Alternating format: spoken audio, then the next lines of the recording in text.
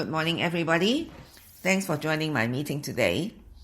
Today, we're going to address some common questions on Nichiren Buddhism. The first and most important question is, why is goal setting encouraged in the practice of chanting? Let me continue. Question number 1. Why is goal setting encouraged in the practice of chanting? Answer. Every one of us has set out to accomplish a goal at some point in our lives. The goal may have been something life-changing or something small, such as getting a homework assignment done by a due date. Without the desire to reach a certain end, not much can be accomplished. Likewise, in our practice, goals help us to focus our efforts. We will have to learn, to change, and to go forward to reach our goal. Unless we have our sights set on a target, we tend to spin our wheels without any direction. When you set a goal, make a determination to accomplish it, and then put effort into chanting and taking action to reach your goal. When you take such an active approach, you will begin to see changes in many areas of life. Even though you may not reach your goal right away, don't give up. It is a spirit that is of ultimate importance. With both the practice of faith and the action to achieve an objective, your life will develop along the best possible path, and eventually your goal will be achieved. It might not be exactly what you want, but later you will realize that this is the best arrangement that you didn't even see initially. Those who have continued in this way have built strong lives filled with happiness and good fortune. I'm going to share with you now an article written by Margaret Blaine.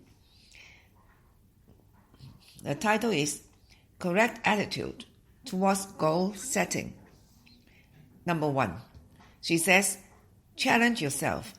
Set a goal which you think might be too hard for yourself. But trust that if you can bring forth your Buddhahood, nothing is impossible. Number 2. Set a drop-dead date, a deadline for your goal. In one meeting, where members were discussing goals, a member from Kansai spoke up.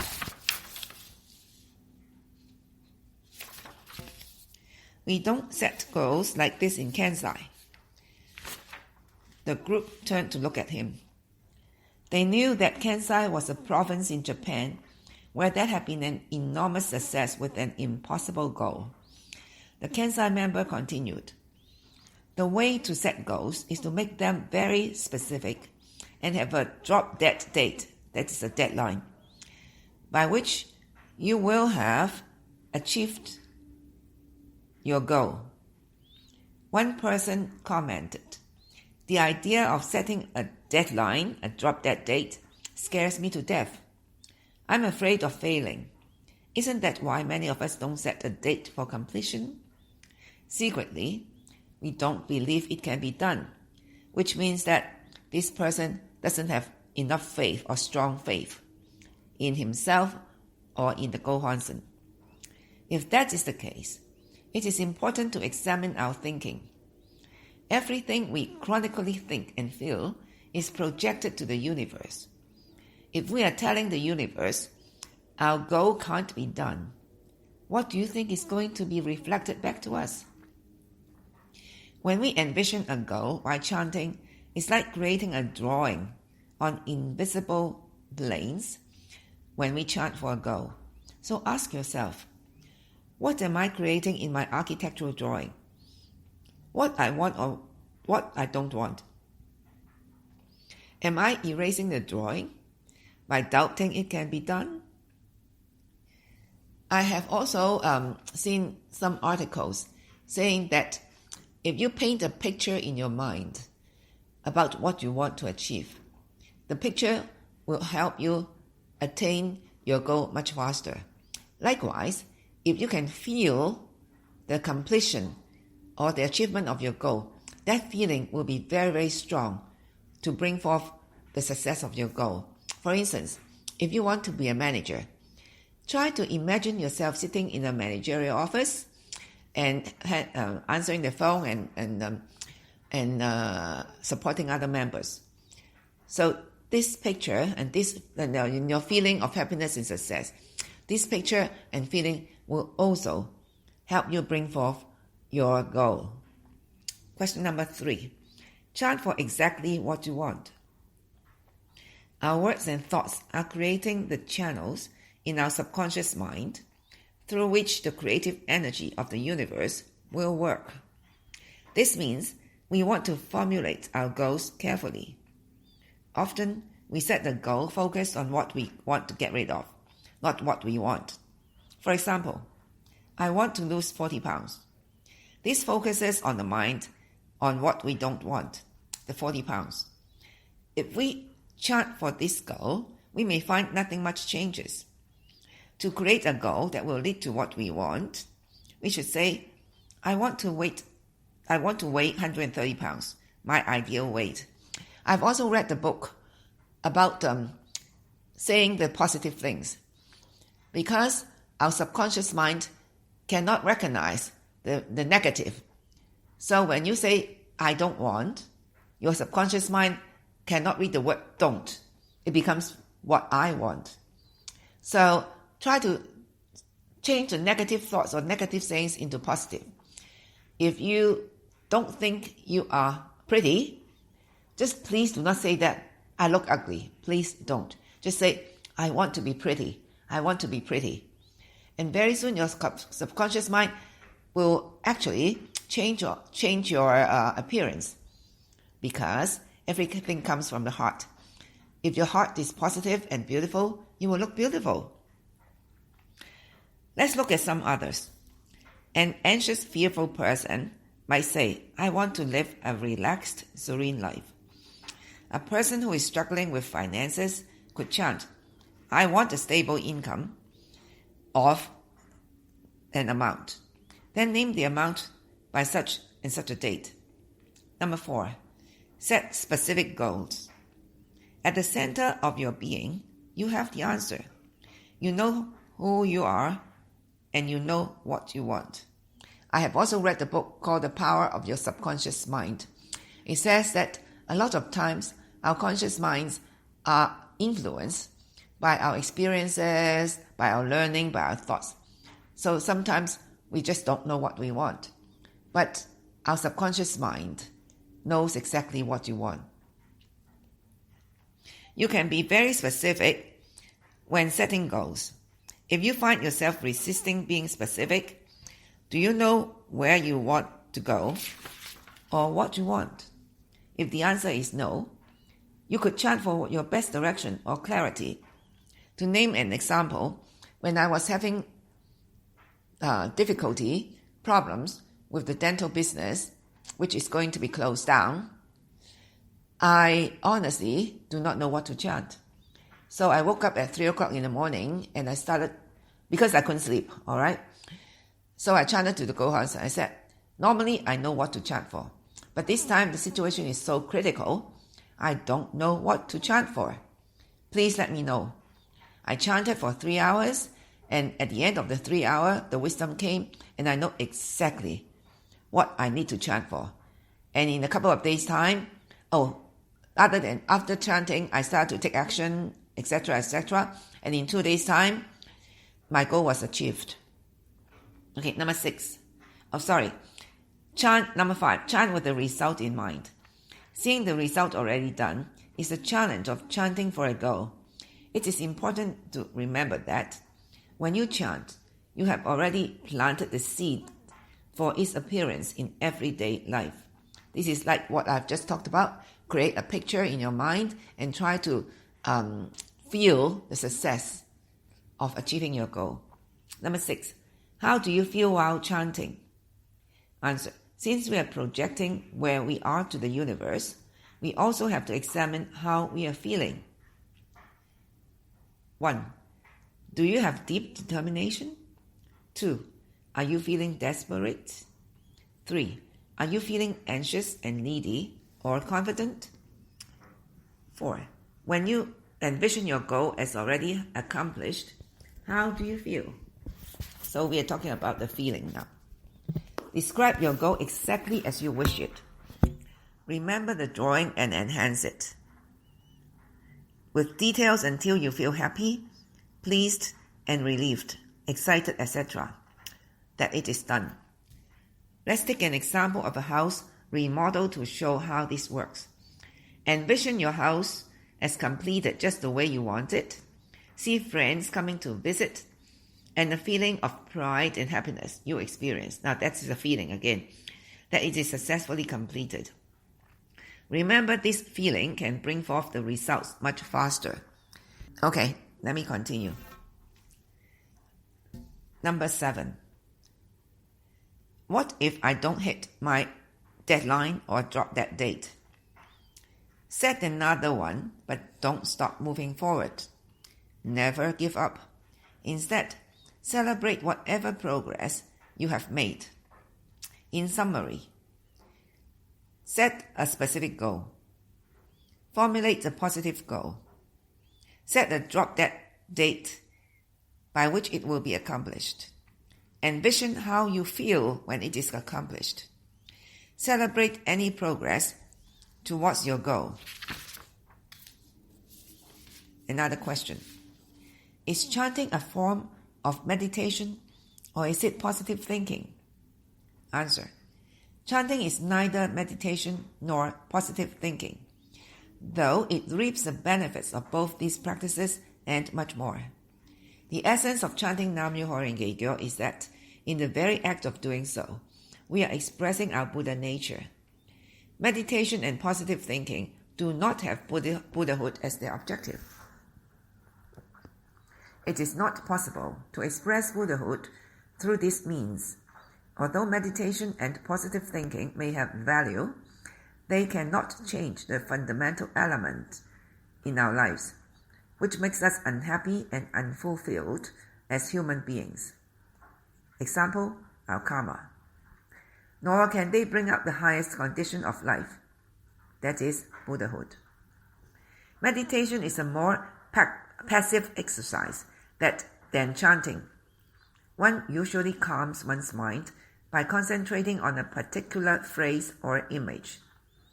At first glance, this may seem close to the practice of Nichiren Buddhism, but actually the difference is apparent. The practice of chanting Nam-myoho Renge-kyo enables us to express and experience our innate Buddhahood and release the powerful energy contained within that, rather than to calm our minds or negate certain ways of thinking. Again, while it is true that our thinking does become more positive as a result of chanting, this is because chanting draws out our Buddhahood, which in turn influences every aspect of our lives, both mental and physical. Therefore, chanting is not so much a question of thinking positively or exercising our mind over matter, which implies restriction.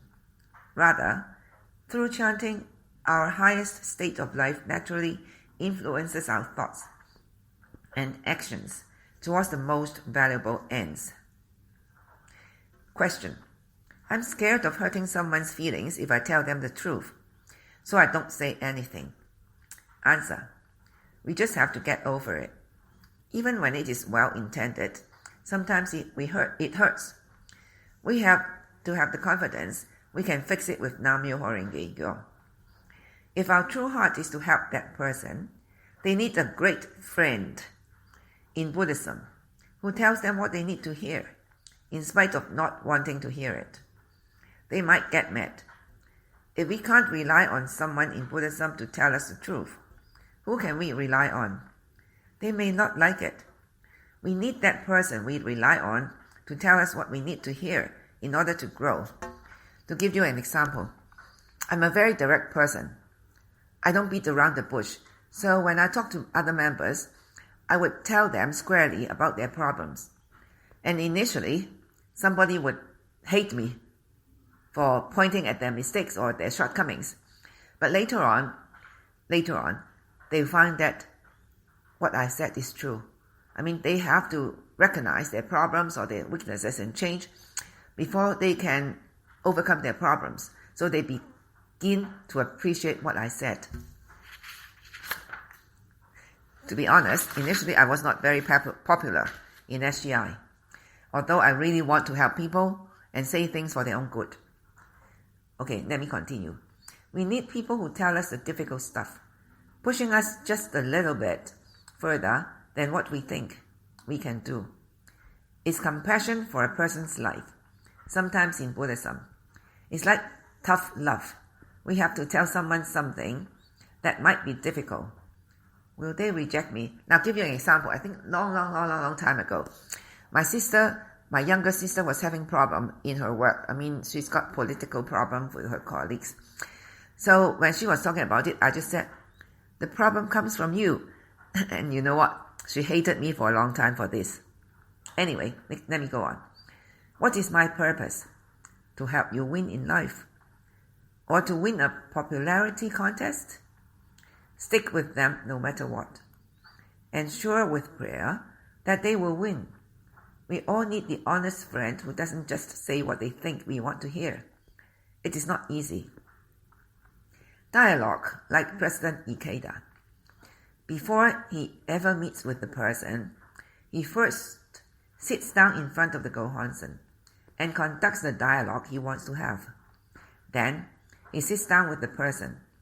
Then he goes back to the Gohonsen again and chants to open the person's life, to get the points he wants them to get. Look at how much he puts in. He uses prayer to reach another person's life. I remember at the very beginning, a senior member taught me. She said, Lydia, whenever you're going to encourage somebody face-to-face or even on the phone, just chant first. Chant that you'll be able to know their problem, to feel their pain, and to say the things that can help them. If you chant, then at the time you will say the right thing, and then you will be able to encourage the person. Sometimes when I talk to other people about their problems in face-to-face or over the phone, whenever they mention something which is a bit difficult to comprehend, while listening, I would chant in my heart, Nam Myoho Renge Kyo, Nam Myoho Renge Kyo. So after they have told me the problem, then I will know I have the wisdom to know what to say. Use that process along with courage, and we learn to expand our life. Do the tough stuff, not just the easy stuff. You will consequently develop deeper bonds.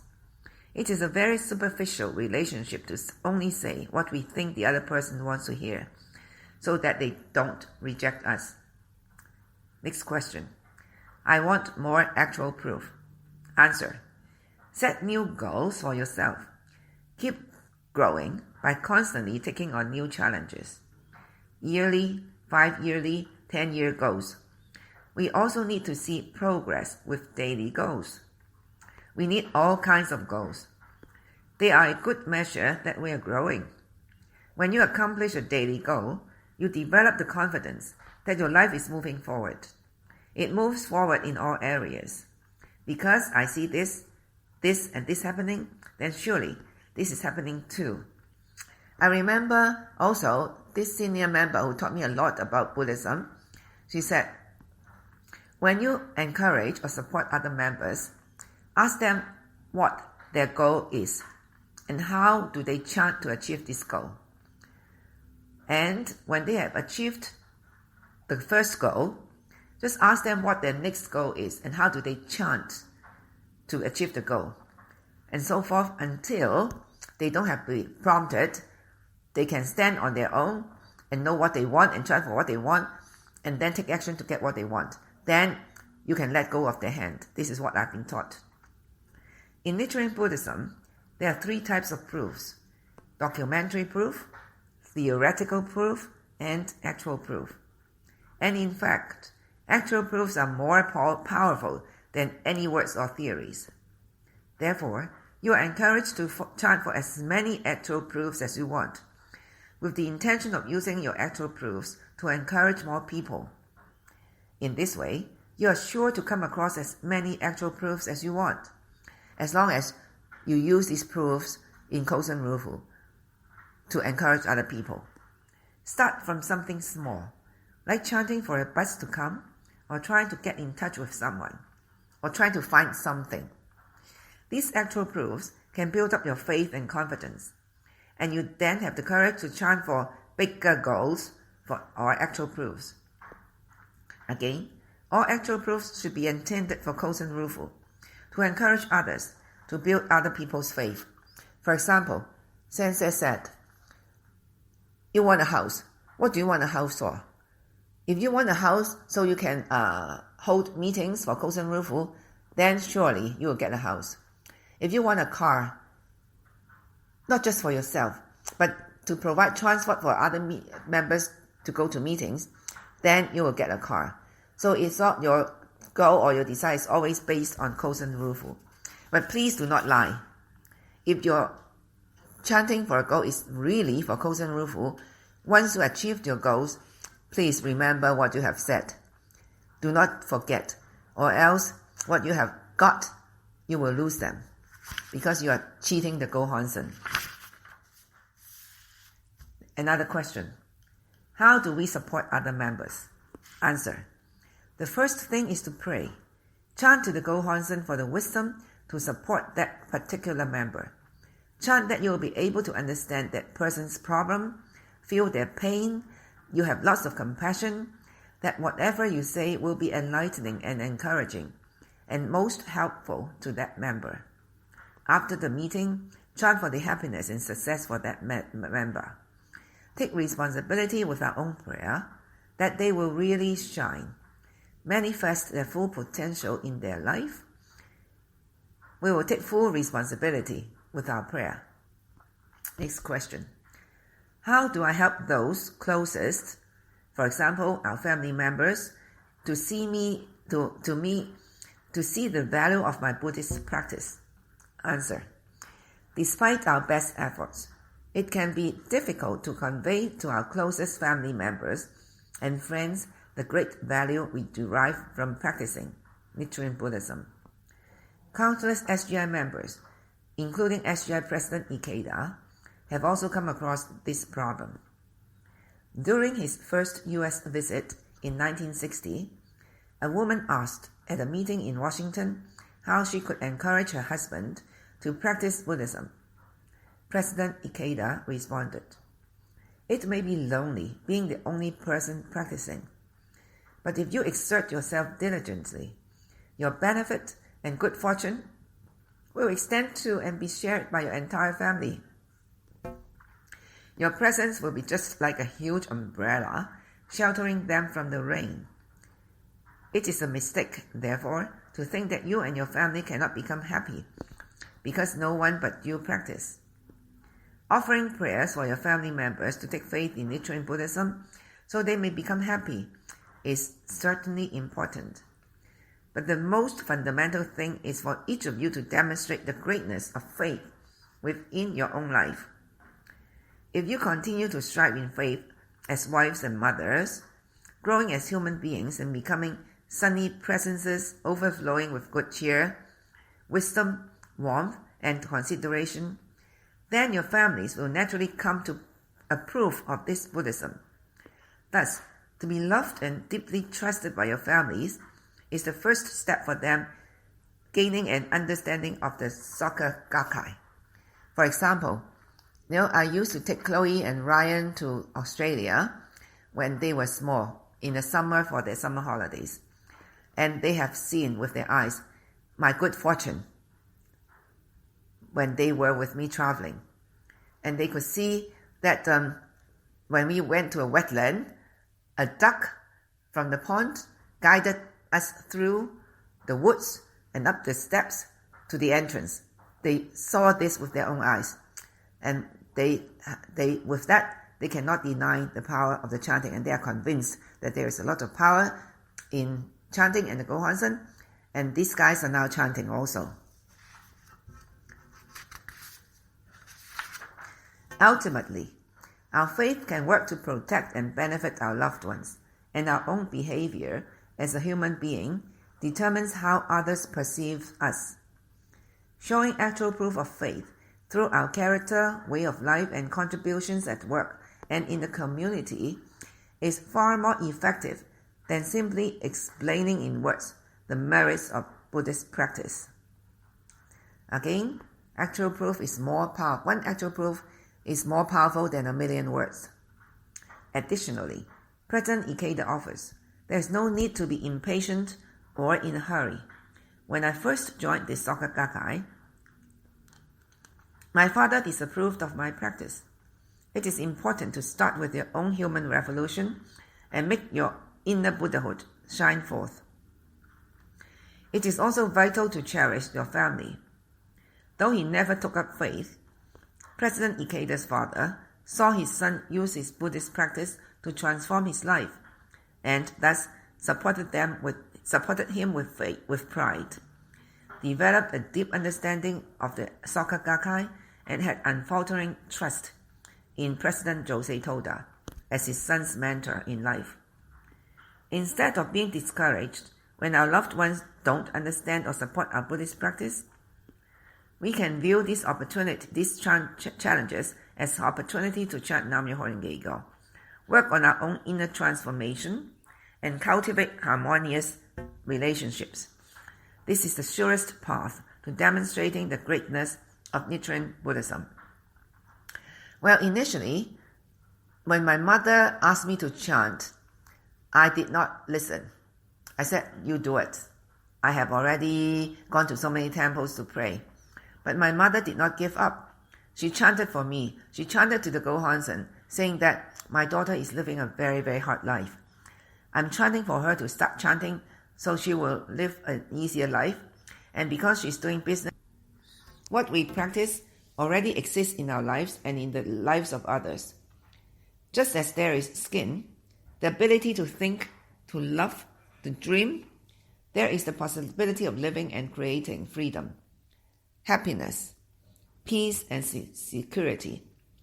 As Nichiren writes, the possibility of going through even the aches and pains of an entire existence and thus capturing wonder, meaning, intrigue, while experiencing joy. Buddhahood contains the characteristics of wisdom, courage, life force, compassion, peace, and happiness. Everyone has these characteristics within himself, and the way to bring forth this Buddhahood is to chant Nam-myoho Renge-kyo. Question: how can chanting Nam-myoho Renge-kyo change my life? When you repeat Nam-myoho Renge-kyo little by little, you eliminate all the poor decisions that you have made. The more you repeat it, the more you clarify your life, and you will get closer to your true nature. Avoid wrong decision. Chanting Nam-myoho Renge-kyo gives us the power to transform our karma into our mission.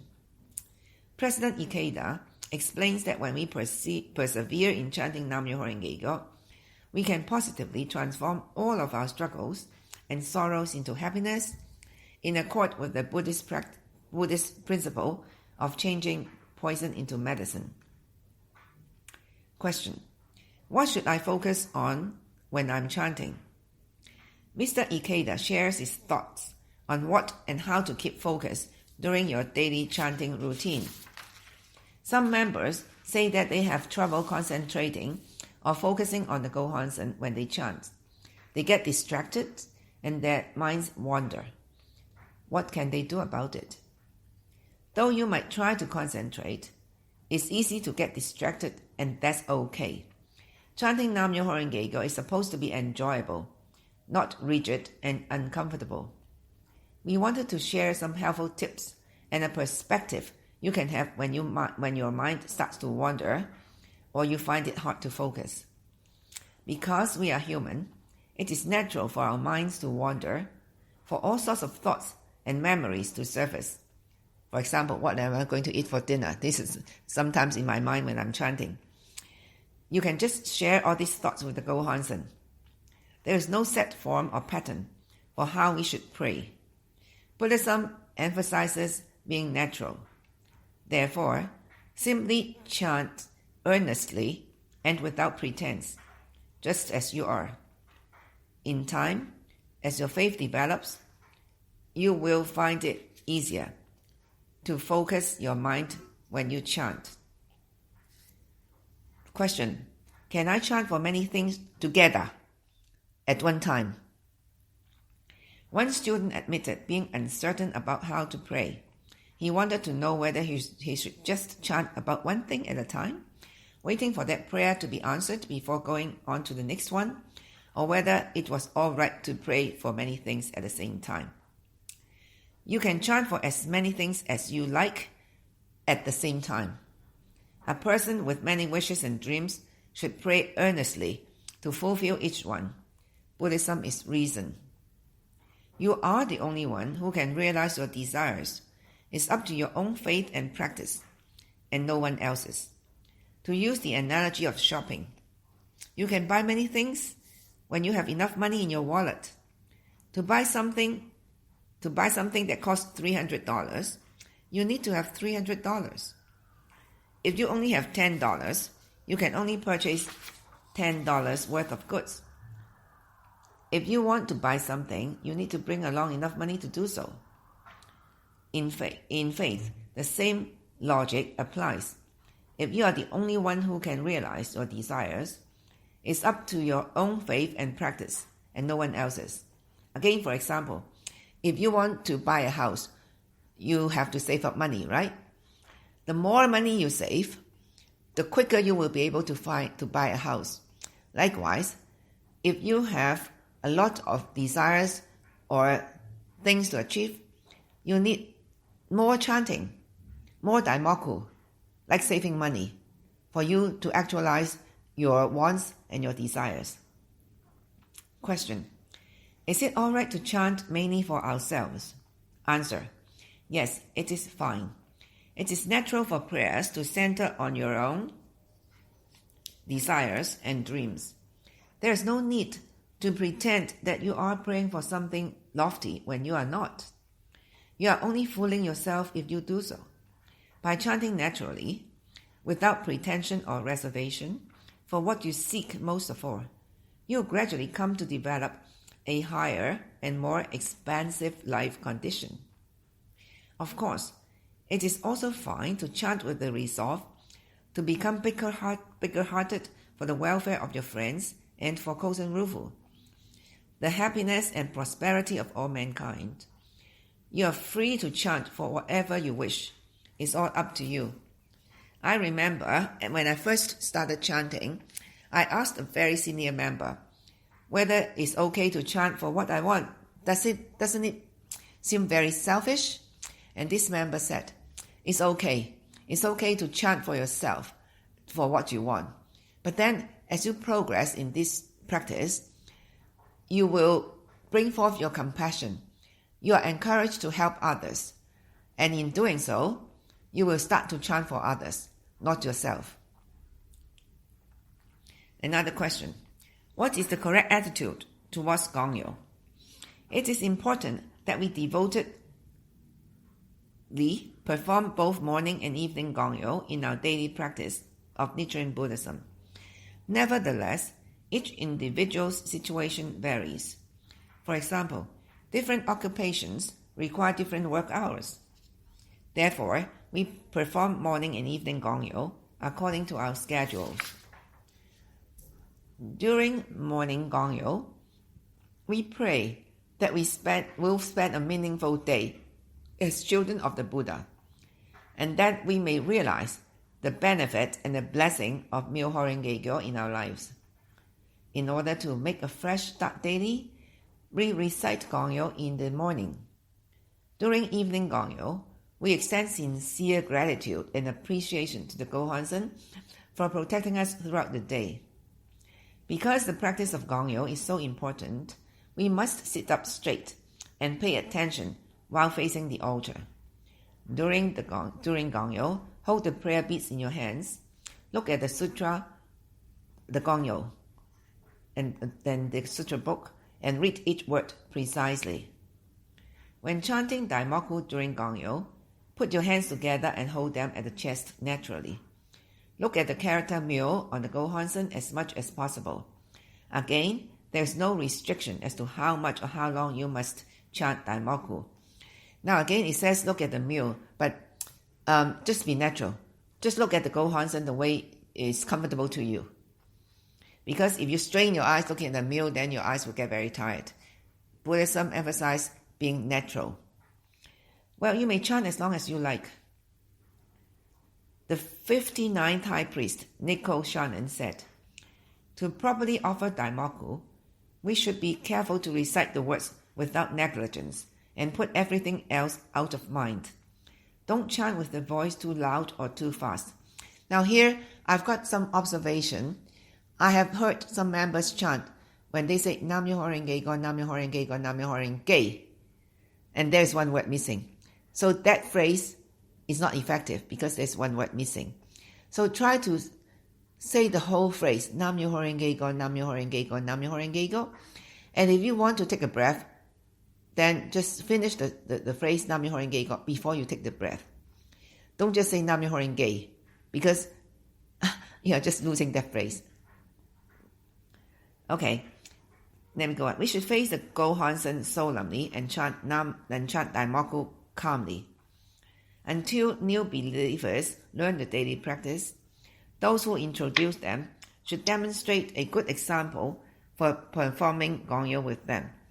Now, this is another way to support other people. We have to help them learn the gongyo, and we may have to do it together with them. Okay, so this is all that I have to share today.